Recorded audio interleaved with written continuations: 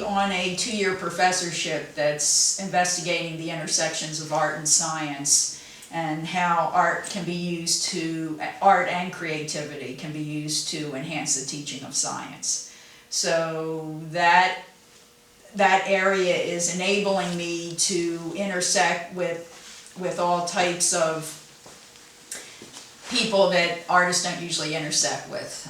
Neuroscientists, astrophysicists, physicists, and it's very exciting because what I have found is when you step outside of what you do, it enables you to view things in a new way, and that's the feedback I get when I'm working with scientists, when I'm doing my research. It enables them to look at what they're doing through my lens, through my eyes. And the really interesting thing is that they've done research on Nobel laureates in chemistry. And what they have found is most people who have won a Nobel Prize in chemistry have had a significant art experience sometime in their lifetime, whether it was theater, whether it was music, whether it was visual arts, that they felt enabled them to look outside and look in a different way than how they usually envision things. So I really feel that that's a very significant thing. I know that's very significant for me in terms of art, because when I'm investigating the world of science, it's a visual field, and that's the thing that most people don't realize. The one thing that connects us, connects art and science, is visualization, because both the artist and the scientist deal in invisible worlds. So what we need to do is we need to make this invisible world visible through some type of visualization model. I do it through artwork. Scientists use either digital media, graphs, numbers, usually numbers. So it's always a challenge both to the artists and scientists to make their findings, make what they're observing compelling in some way. And it's been really exciting for me because when I'm invited to go out and to present my work, which is science informed and science inspired to scientists, they're always amazed how I'm able to take scientific phenomena, which is usually dynamic, and to express it in a dynamic way. Most scientists feel that that's the biggest challenge they have, is to take the phenomena that they're dealing with and to express it in a dynamic way. Most scientific data is very static. So this has presented many opportunities for me to intersect with scientists and to work with them, for us to learn from each other. And I'm very, very excited about that, to have that opportunity. Sounds great. My interest in science started when I was a little girl. I grew up in the 50s. You probably don't want to say that in your article. No, that's good. Yeah. And it was a time, let me just say, I grew up pre-computers. So everything for me was about awe and wonder, because we didn't have all this information. You know, if you wanted information, you couldn't just go to your smartphone and dial it up. You had to observe it. You had to figure out where to go and to find out what you wanted. And I was very fortunate because I had parents that took us to the ballet, to science museums, and I love science. I can remember probably when I was 9 years old building a telescope with my dad. It was 2 paper towel tubes and funky optics from Edmund Scientific Company from New Jersey, because I grew up in Philadelphia. My parents got me a chemistry set.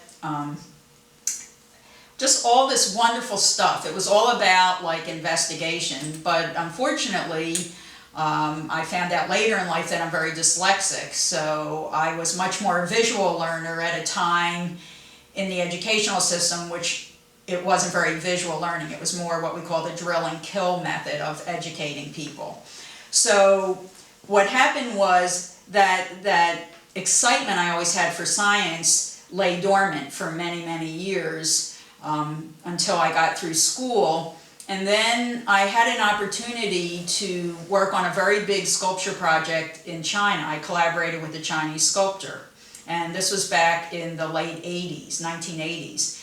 And we developed this idea of creating a sculpture garden based on the scientific and technological contributions, excuse me, of Eastern and Western culture.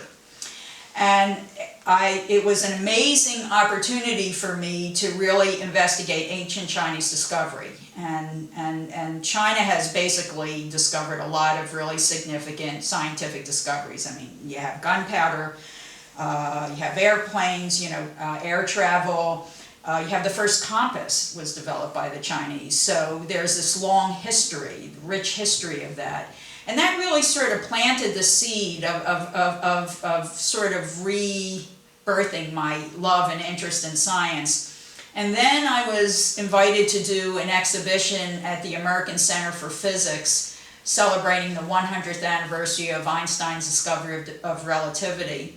And it was really funny because I was in the middle of working on a very large sculpture installation and an exhibition I've been working on for 2 years, and the curator emailed me and said, would you be willing to create 16 new sculptures for this exhibition?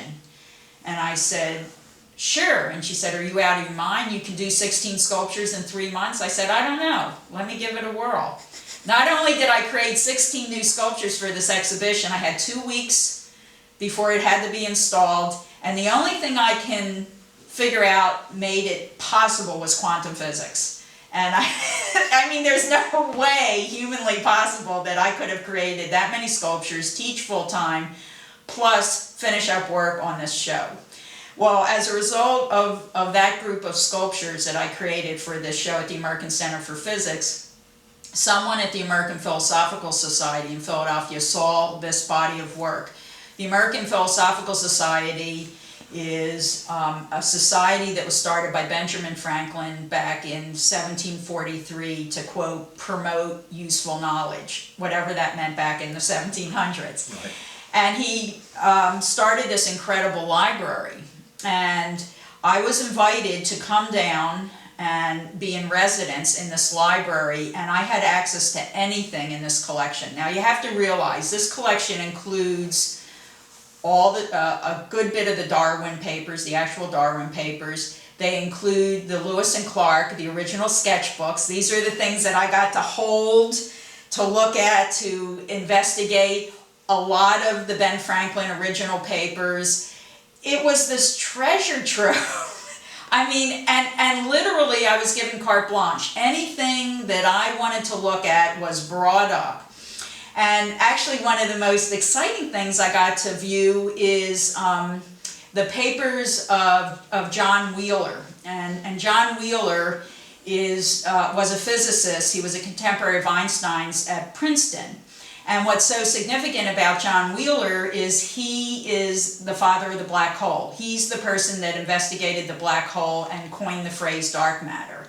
So here I am looking at his notebooks, and on 3 pages would be physics lectures to his Princeton students, and then the 4th page would be 4 pages of what he ate at a Chinese restaurant with his colleagues, including the fortune from a fortune cookie that he taped inside as well. So we're given this human side to the scientist, along with, this very sort of scientific side.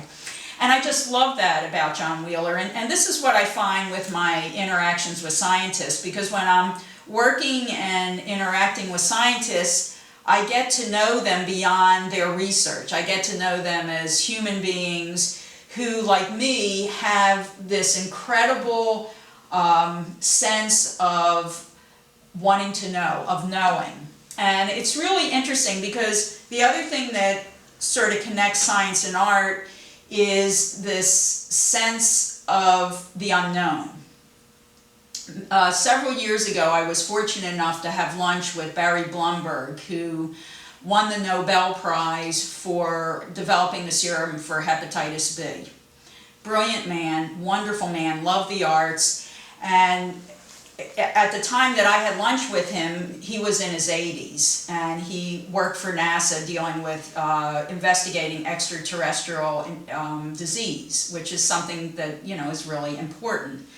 And it was so interesting to me. In our dialogue, he said to me, you know, science is about magic. And I was like taken aback. I mean, I couldn't believe that a Nobel scientist in the same breath used the word science and magic. And I said, Barry, could you explain that to me? And he said, well, yes, because you see, scientific investigation always starts with a glimmer of an idea, a glimmer of a possibility. And at that moment, what I realized, that's what connects art and science, because as artists, we always start out with that glimmer of an idea, of a possibility. And then what we do is, in the same enthusiasm that a scientist has, an artist does that same type of investigation to distill that glimmer and bring it down to the earth plane, you know, and make it real. The really sad thing was, 3 weeks later, Barry presented a lecture at NASA, and an hour later he had a massive heart attack and died. So I feel so incredibly fortunate to have that dialogue with him, because that really was at the beginning of my journey with this research I'm doing in the intersections of art and science. And I feel that sometimes people are sent to us as messengers. And sometimes we're given a message, but we don't always know what it's about. But if we remain open to its meaning or its possibility, it will eventually be revealed. And sometimes in ways we can't even imagine at the moment we're given that message. It just happens. So, right, as I tell my students, it's very important to always remain open to possibilities, because you just never know where you're going to get some kind of significant information that could literally change your life or your life path. Exactly. So, I love that. is this